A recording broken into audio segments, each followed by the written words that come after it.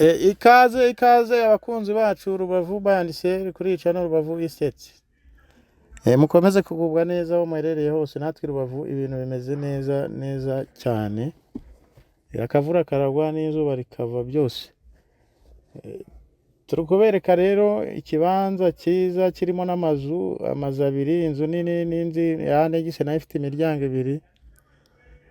Kandi ni ikibanza kinini cyane mu mujyi rwagati, mu mujyi wa Gisenyi, ahantu heza cyane aho ufite umushinga wo kubaka ama apartment etage nziza y'ama apartment mu mujyi wa Rubavu, cyangwa se undi mushinga wo ufite ariko ukaba uteganya kuwukorera mu kibanza kinini cyane gifite metero kare 790.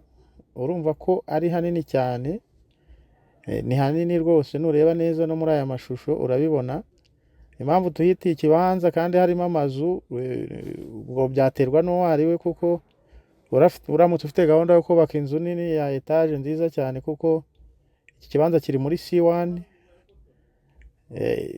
Uramutse ku batazi C1 ubwo ni muri commerce, ni ukuvuga ngo ni inzu igeretse, bisaba ko wahubaka.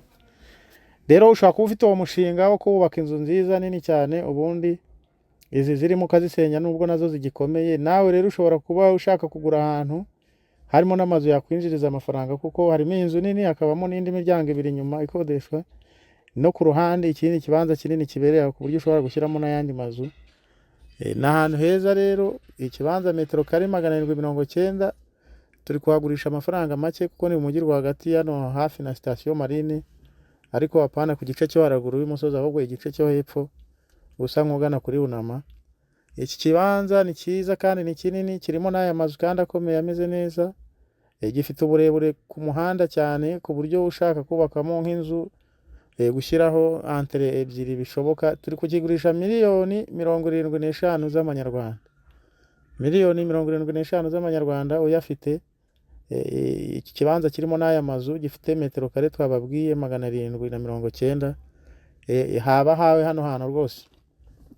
Zana ayo mafaranga rero miliyoni 75. Iki gipangu kimeze gucya, kiri no mu buso bungana gucya bunini cyane, mu mujyi neza wa Gisenyi, muri zone commerciale.